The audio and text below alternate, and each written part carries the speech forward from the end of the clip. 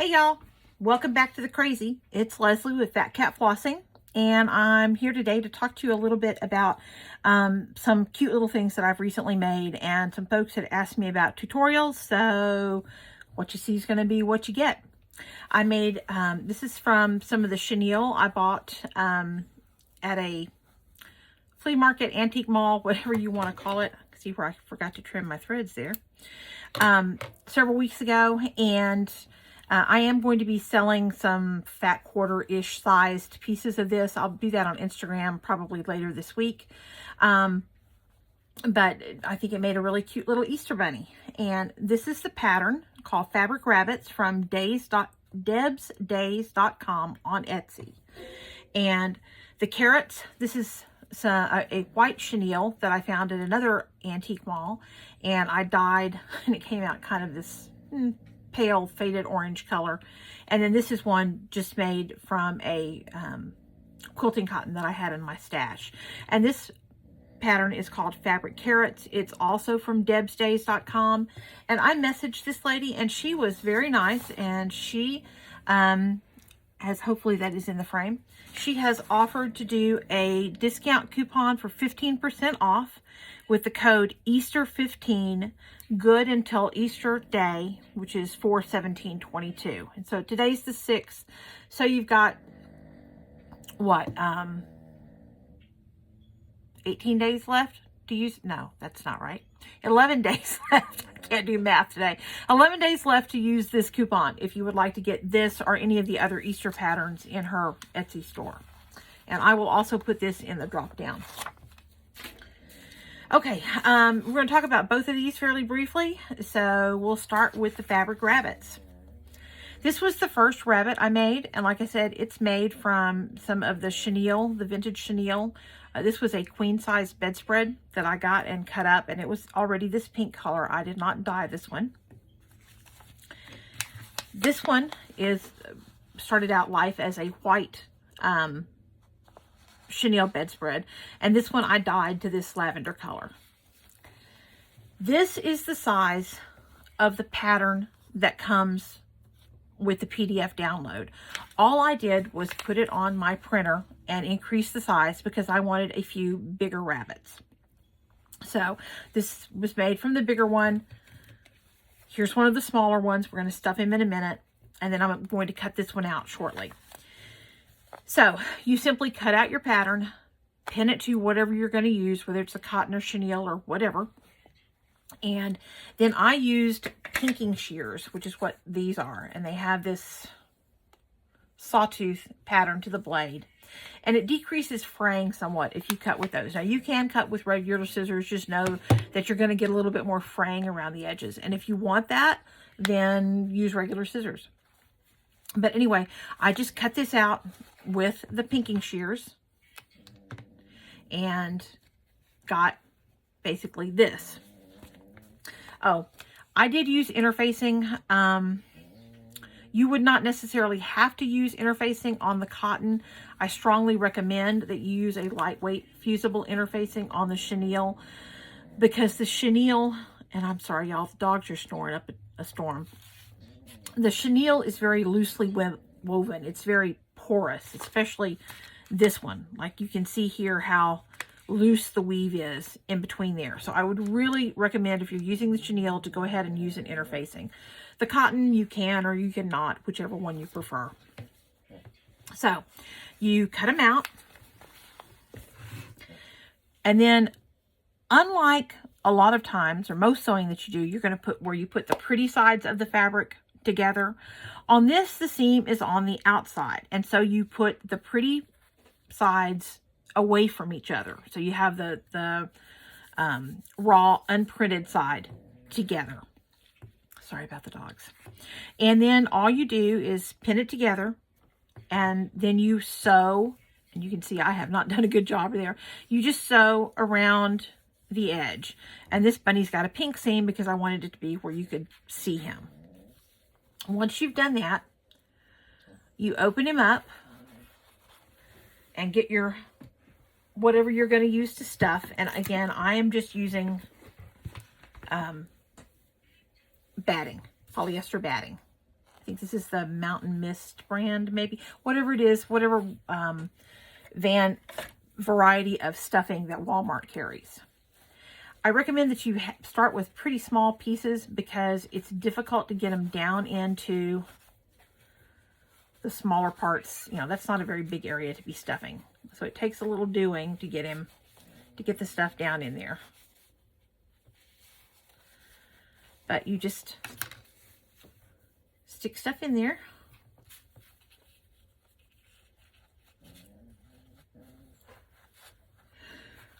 Oh, pardon me. I've got the yawns. Oh, my dogs have been up early the last few mornings. It's been raining and nasty here, and we left the windows open last night because the low was only around 58. And my husband is a polar bear. So anyway, you stuff your stuffing down in there. However full floats your particular boat. But anyway, we slept with the windows open, so the dogs were awake with the butt crack of dawn this morning. See, I've got a little crease right there. I'm going to see if I can stuff that a little more tightly and maybe do away with some of that crease. That may or may not work.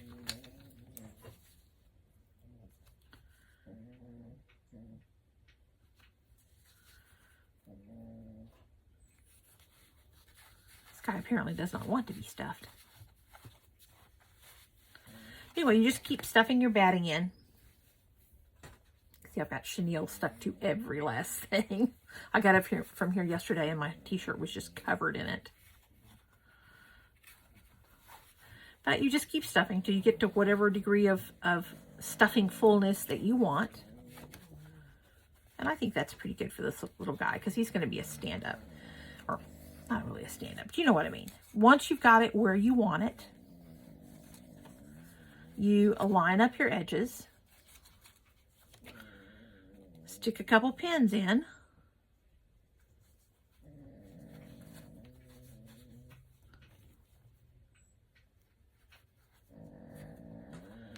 And then just go back to your sewing machine and sew across this arc here at the bottom. And you come out with one like this. Now you can see the one that the pattern came with is quite a bit smaller, but I think it's going to be very cute to have a little bunny family in various sizes. I may also like tie a ribbon around the neck. I have seen some where people embroidered the face. Mine are just going to be plain. I may put a ribbon around his neck, but that's about as good as it gets. But when we sew him up, we'll end up with something very much like this. So super, super easy to do. And again, I just enlarged that pattern on my office printer.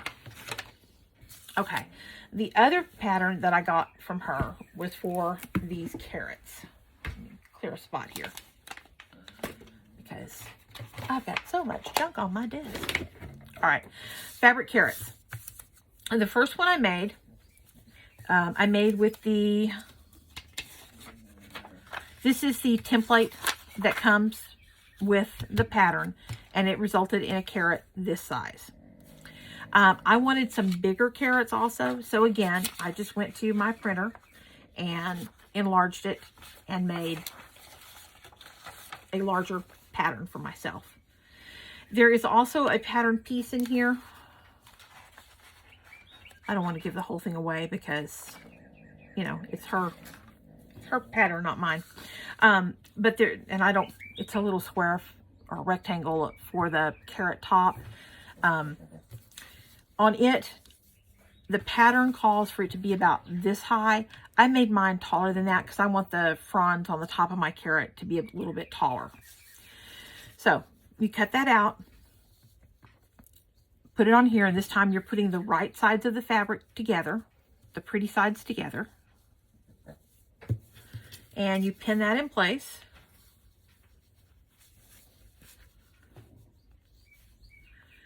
And then you sew right across the top. And then once you've gotten that done, you fold it over in half and you sew from the point up to here, and you're going to turn it a little bit and come straight up towards the top. And then you turn it inside out. This is a pretty yellow carrot. I didn't realize this fabric was quite this yellow when I did this. This is a carrot of a different flavor, I think. It's hard to get that point turned. But you just keep messing with it and working at it, and you'll get it. I'm using my pokey thing here. I did not put interfacing on this. So if you're going to use interfacing, you can be a little bit more aggressive with this. If you don't use interfacing, it is, again, pretty easy to poke your, whatever your pokey thing is, down through the bottom of that. So again, just use caution. So then you'll end up with this. And then you stuff it. Find my stuffing again. There it went on the floor, because that's just how I roll. And you want to start with a fairly small piece to poke down into that bottom, because it needs to be able to get down right into that point, which maybe would be easier to start it off with my finger.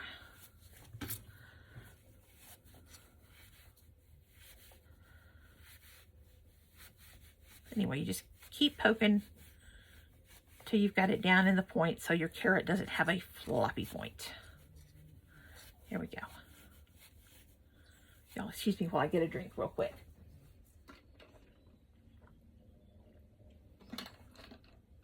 Okay, then add more stuffing.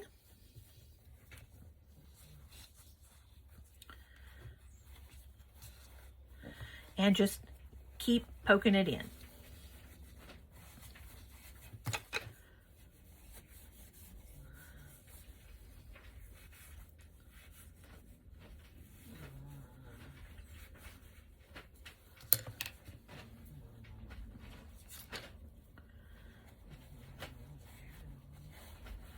And you just keep stuffing and stuffing and stuffing.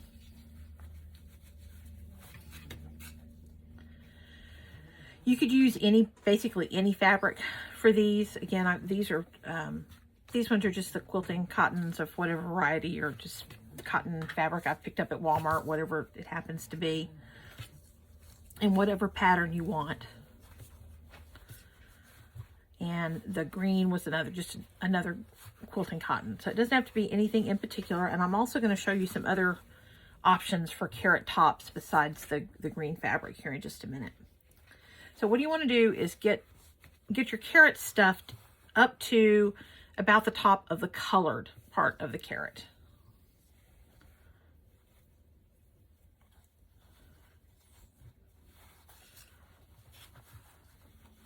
And I think that about does it for me, because I want to be able to gather that.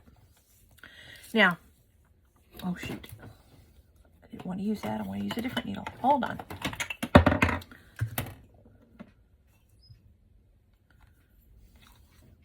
Threaded a couple of these ahead of time, so y'all wouldn't have to watch me struggle with threading the needle.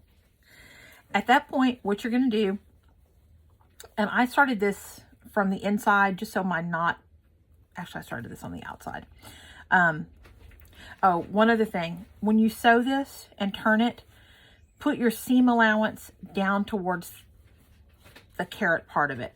And that way, when you start stitching, you want to go right up close to, but if you go through that there, then you're going through multiple layers of fabric, and it will be less likely to rip through. It'll just be a little more sturdy. And you just in and out and in and out a gathering stitch all the way around.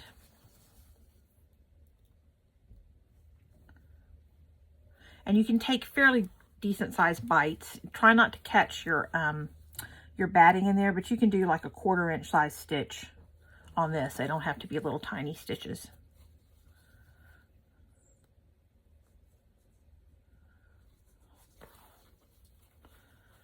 And again, I'm using that off-white colored upholstery thread that I use for almost everything, because I don't think you're going to really see it.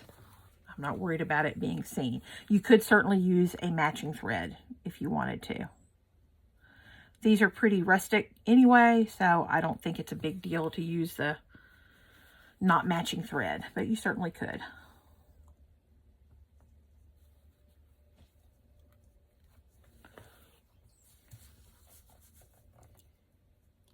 I have a tendency to pull this stuff up right next to me as I'm working on it, so I apologize if any of that's been out of the frame.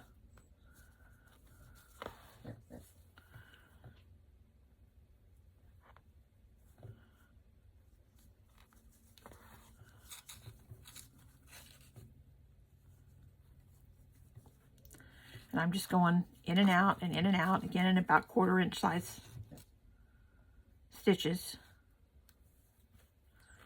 And I'm going to end up right back where I started.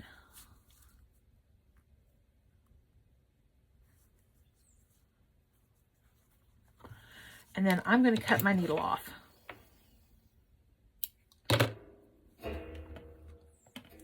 And then what I'm going to do is just use this as like a drawstring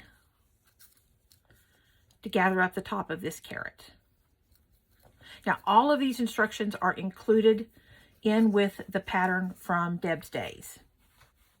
And I have shortcutted some of it because I'm just a shortcut kind of girl. I'm lazy. Okay, so you just gather it up. And again, with that upholstery thread, you can give it a good tug. And because it's interfaced and I've used the upholstery thread, I can pull on it pretty firmly. And I'm going to do a surgeon's knot and take a couple of loops there so it'll stay put. Give it a good tug. Put a couple more throws on it.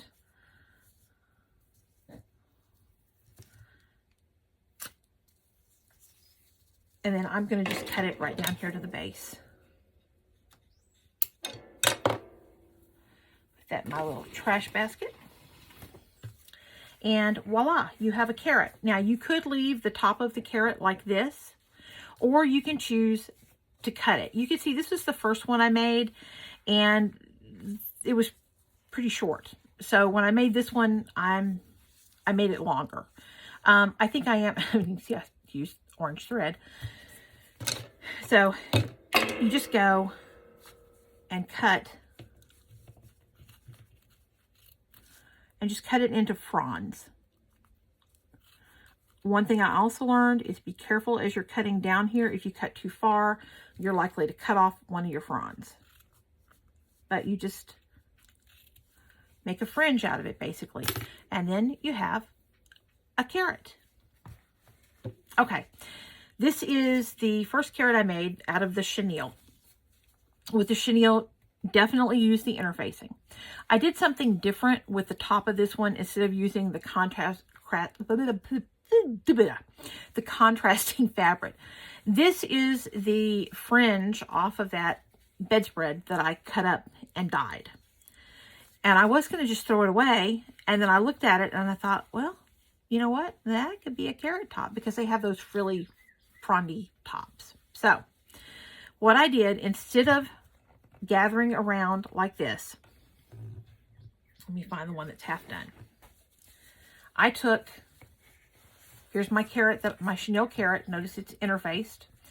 I'm going to gather the top without the contrast on. This is a doll needle. It's very long, and you'll see why I'm using the long needle, and it's pretty sturdy too. Don't want to poke yourself with it. It's sharp. But you're just going to go, let me start back here at the seam.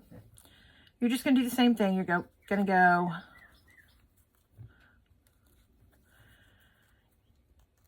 and I actually want a little bit bigger top on this one. And you're just going to go in and out and in and out. It's another reason this needle is great, because you can load up on the, do several passes with the needle before you have to actually stop and pull through.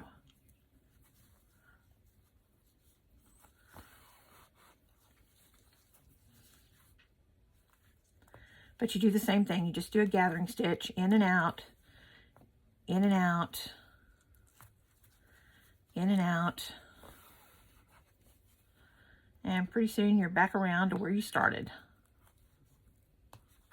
Now, I left this one a little bit, I left myself a little bit bigger seam there at the top on purpose.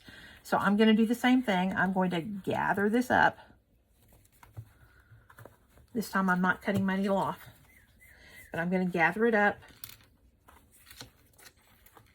I'm right-handed, so I need to turn it around. Stuff my stuffing down in there.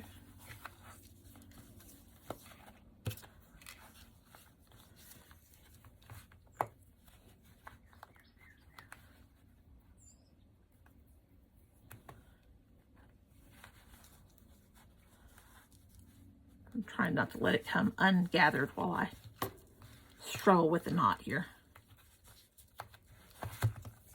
Okay, that's pretty good. Put another throw on it. You can see how not coordinated I actually am.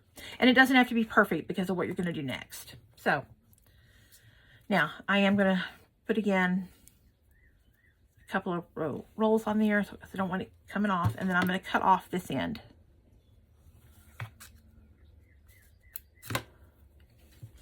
And I should have probably left myself maybe a little bit more even than that to work with, but it'll be okay. It'll work fine. Okay. This is that frilly stuff that was on the other chenille bedspread. And I've used it on this carrot, but on this new one, I want to use something different. And I experimented this last weekend with dyeing, which I've not done a lot of up till now. And this is trim that's available at Hobby Lobby. I think it was $3 a yard. It started out white. And it's just a white synthetic. I think it's probably 100% polyester, but I'm not positive about that. But again, I think that looks a lot like carrot tops. I want to use this. And so what I'm going to do, let me figure out the right and wrong side here if there is one. Doesn't look like there's much difference. So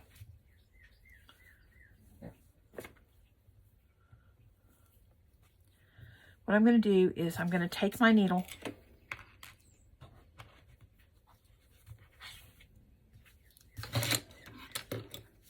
and this time I'm going to go from the inside of my trim,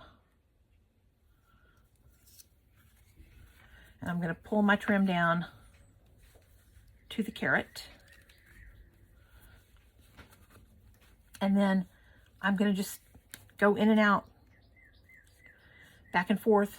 This is why this doll needle is real handy, because it's large and you can go around the whole circumference of the carrot with it and get back and forth through. And you do want to get down through the base of your trim, because if you just go up through there through the fronds of it, it won't hold.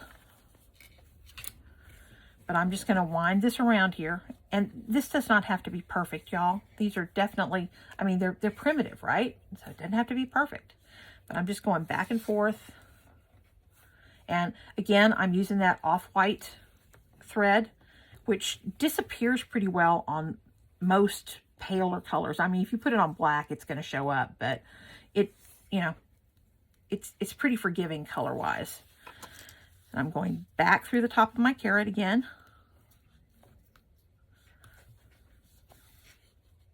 And I'm just going around the circumference of the top of the carrot, catching my trim, and then a good bite of the carrot itself. Back and forth and back and forth.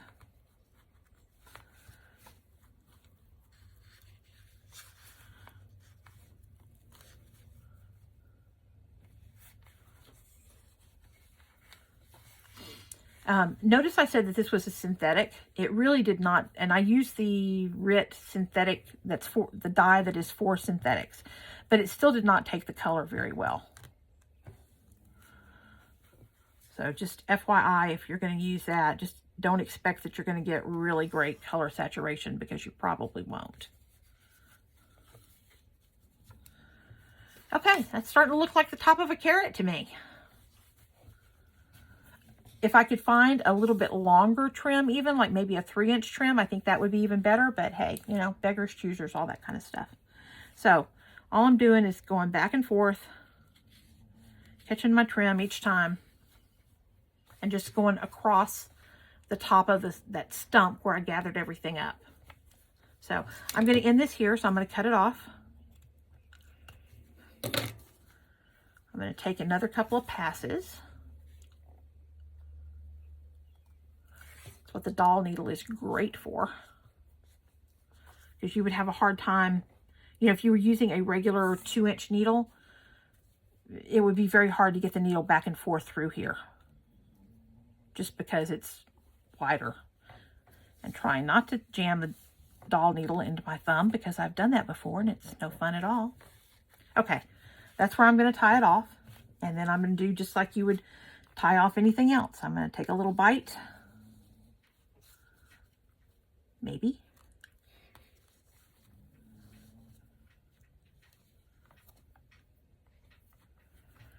I'm going to cut my needle off.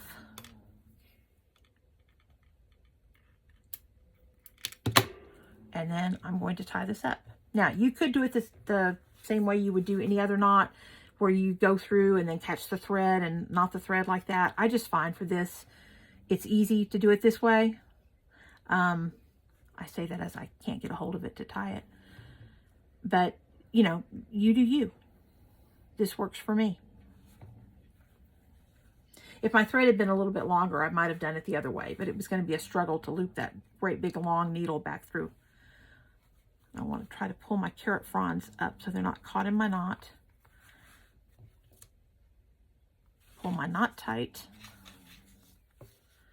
And then knot it again going the other direction. If this is something I learned from doctors I used to scrub in with, if you put the throws on your knot going in different directions, it will not come loose. If you knot them all the same way, going in the same direction, you loop over like right over left every time, instead of right over left, left over right, right over left, they can work them its way loose. But if you go opposite directions, it's less likely to come undone. Little surgeon's tip. Thanks to Jim Bob Hayes, who used to occasionally let me close for him. Okay, there we go. There's my carrot. So now I have quite the little carrot family going.